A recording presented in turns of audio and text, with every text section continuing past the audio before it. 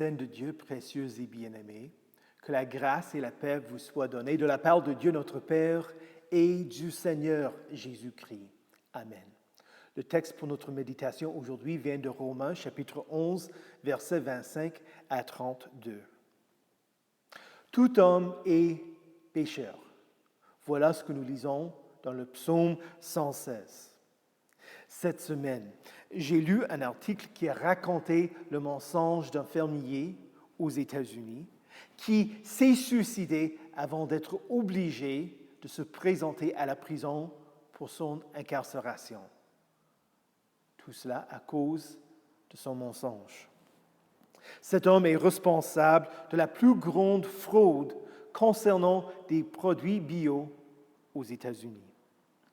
Il a vendu les fèves et le maïs qui étaient censés être bio pour nourrir des poules et les vaches. Avec sa malversation, il a corrompu quantité de viande et d'œufs d'autres producteurs, croyant utiliser des produits bio. Et cela a duré plusieurs années. Pour la majorité de nous, nos mensonges n'ont pas autant de conséquences. La majorité de vos mensonges n'ont pas de motivation maligne. Quelqu'un se trouve dans une situation où il ne peut pas tenir sa promesse. Un parent se fait menteur pour calmer son enfant. Quelqu'un exagère les détails pour éviter un conflit. Dans nos têtes, nous disons que ces tromperies n'ont pas de grande importance. Nous voulons nous défendre et nous excuser nous-mêmes et en nous attribuant de bonnes intentions. Mais la Bible est plus tranchée. Le vrai problème n'est pas la bouche, mais le cœur. Jésus dit, ce qui sort de la bouche vient du cœur. Et c'est ce qui rend l'homme impur. Ailleurs, il dit, la bouche exprime ce dont le cœur est plein. L'homme bon tire de bonnes choses de son bon trésor, et l'homme mauvais tire de mauvaises choses de son mauvais trésor. Je vous le dis, le jour du jugement, les hommes rendront compte de toute parole inutile qu'ils auront prononcée. En effet, d'après tes paroles, tu seras déclaré juste, et d'après tes paroles, tu seras condamné. Comment seras-tu déclaré juste d'après tes paroles? Une réponse sous les exigences de la loi nous obligerait à être honnêtes et à dire la vérité. Voilà ce que nous devons faire. Le 8e commandement dit, « Tu ne porteras pas de faux témoignages contre ton prochain. » Luther propose cette explication. Nous devons craindre et aimer Dieu, afin de ne pas mentir par duplicité à notre prochain, de ne pas le trahir, le calomnier ou le diffamer, mais de l'excuser, de dire du bien de lui et de tout interpréter au mieux. Voilà ce que nous devons faire. Nous devons être des gens d'intégrité et de fidélité. Et pourtant, je pose la question, en étant honnête, quand vous vous rendez compte de vos paroles devant le juge, seras-tu déclaré juste, comme l'indiqua Jésus, pas par tes paroles? Ce n'est pas par ta honnêteté que tu seras sauvé au dernier jour. Tu seras sauvé en confessant ta foi en Jésus-Christ. Tu tires de bonnes choses de ton trésor.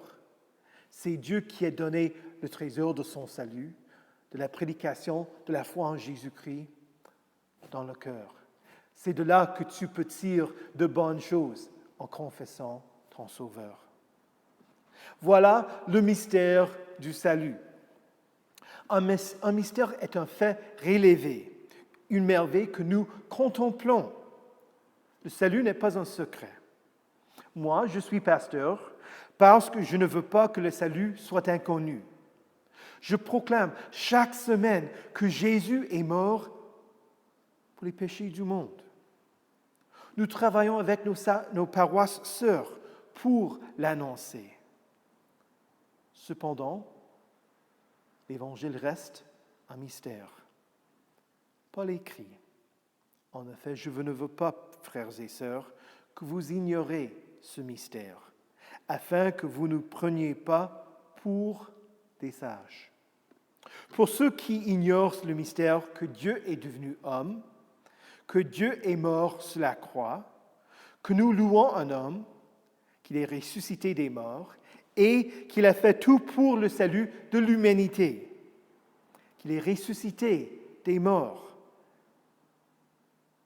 et qu'il reviendra en gloire pour ressusciter les vivants et les morts. Pour tous ceux qui ignorent ce mystère, ils vont se prendre pour des sages. Ils vont vouloir créer leur propre chemin vers le Seigneur, agissant en ignorant. Paul révèle donc le mystère du salut.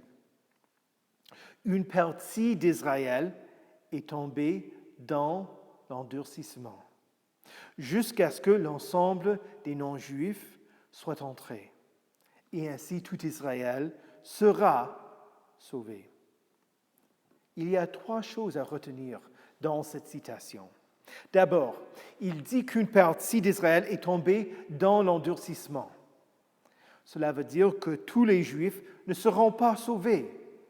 Dieu ne sauve pas à cause de la lignée génétique. Il n'y a pas un salut pour les Juifs et un autre pour les non-Juifs. De la même manière que Pharaon endurcit son cœur et n'écouta point Moïse et Aaron, une partie du peuple d'Israël a endurci son cœur, a rejeté la foi d'Abraham et a créé sa propre religion, une religion d'œuvre.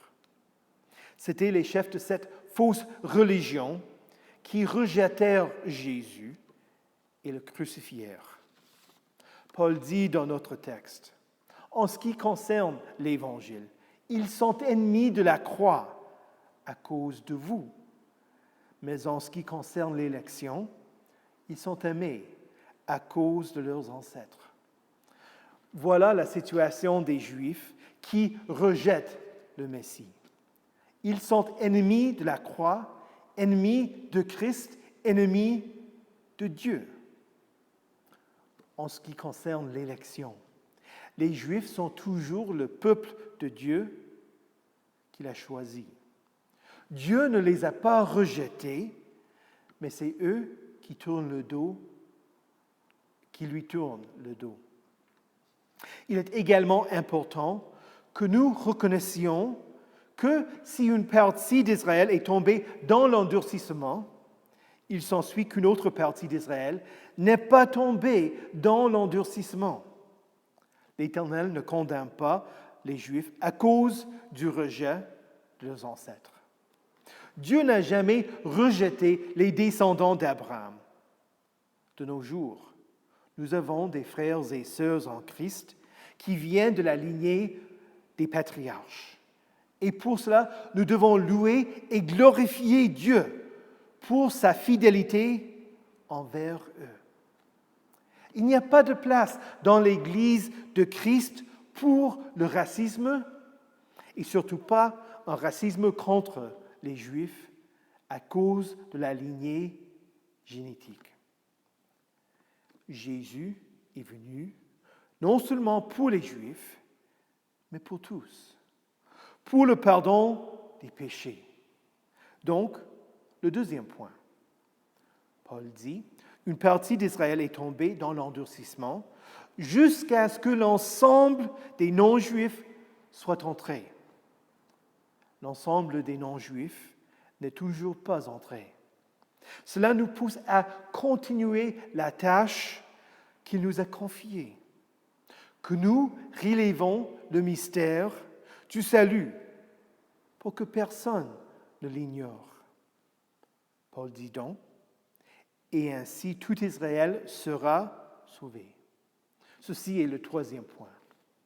Quand Paul dit que tout Israël sera sauvé, c'est une façon de dire que tous ceux qui croient en Dieu, qui sont des descendants d'Abraham par la foi, soit les Juifs qui croient en l'Éternel, soit les non-Juifs qui croient en Dieu, parce que Christ est venu pour les sauver tous. Ils seront sauvés conformément au seul moyen du salut, le libérateur. Paul cite Ésaïe 59 et Ésaïe 22 pour diriger notre attention vers le libérateur, vers Jésus. Le libérateur viendra de Sion et il écartera de Jacob les impiétés. Et telle sera mon alliance avec eux, lorsque j'enlèverai leurs péchés. Jésus est venu de Sion, du lieu de la présence de l'Éternel au temple. C'est Jésus lui-même qui écarte les impiétés de Jacob et de tous les descendants d'Israël. Il l'accomplit par la nouvelle alliance en son sang. Ce que nous devons comprendre, c'est que Jésus écarte aussi vos impiétés. Vous qui êtes greffés et faites membre d'Israël par la foi. Vous êtes greffés, vous êtes membre d'Israël et Jésus a pris vos péchés. Il a écarté vos péchés aussi. Et voici une des promesses favorites de la Bible. Les dons et l'appel de Dieu sont irrévocables. Irrévocable veut dire sur quoi il est impossible de revenir. Même si une partie d'Israël rejeta et rejette jusqu'à nos jours le don du salut et l'appel de Dieu en Jésus-Christ, la promesse de Dieu est irrévocable. Dieu ne retirera jamais ce qu'il a donné à son peuple Israël et ne reviendra jamais sur les promesses qu'il leur a faites. Qu'est-ce que cela veut dire pour nous? Les dons et l'appel de Dieu envers vous sont aussi irrévocables une fois que vous êtes baptisés. Dieu ne vous rejettera pas. Vous pouvez renoncer à lui, comme l'a fait une partie d'Israël, mais Dieu ne renoncera pas à vous. Vous pouvez avoir toute confiance en l'attitude de Dieu envers vous. Alors, si vous êtes éloigné de Christ pour un bout de temps, quand vous revenez par le travail du Saint-Esprit, vous n'êtes pas obligé d'être rebaptisé parce que Dieu tient ses promesses, les promesses qu'il t'a données quand tu étais baptisé. Si vous avez des doutes concernant votre salut, cela ne vient pas de Dieu, parce que Dieu tient toujours ses promesses. Au début de la prédication, j'ai cité le psaume 116, qui dit que tout homme est trompeur. Tout homme, sauf Jésus. Jésus s'identifie comme étant la vérité. Jésus est la vérité. Il ne ment jamais parce qu'il n'est pas seulement un homme. Paul nous dit que Dieu soit reconnu pour vrai et tout homme pour menteur. Jésus, Dieu incarné, ne ment jamais. Ses promesses sont irrévocables. Il a établi une alliance avec toi et il restera fidèle à toi et à sa parole. Paul conclut en écrivant, de même que vous avez autrefois désobéi à Dieu et que vous avez maintenant obtenu grâce à cause de leur désobéissance, de même ils ont maintenant désobéi afin d'obtenir eux aussi grâce, à cause de la grâce qui vous a été faite. Car Dieu a enfermé tous les hommes dans la désobéissance pour faire grâce à tous. C'est une façon de dire que Dieu agit à travers les Juifs et à travers les non-Juifs, dans un seul but. À tous ceux qui ont désobéi, Dieu peut leur faire grâce. Voilà le mystère du salut. Un salut pour tous qui vient du libérateur, qui écarte les impiétés des pécheurs, qui écarte vos impiétés. Au nom de Jésus, Amen.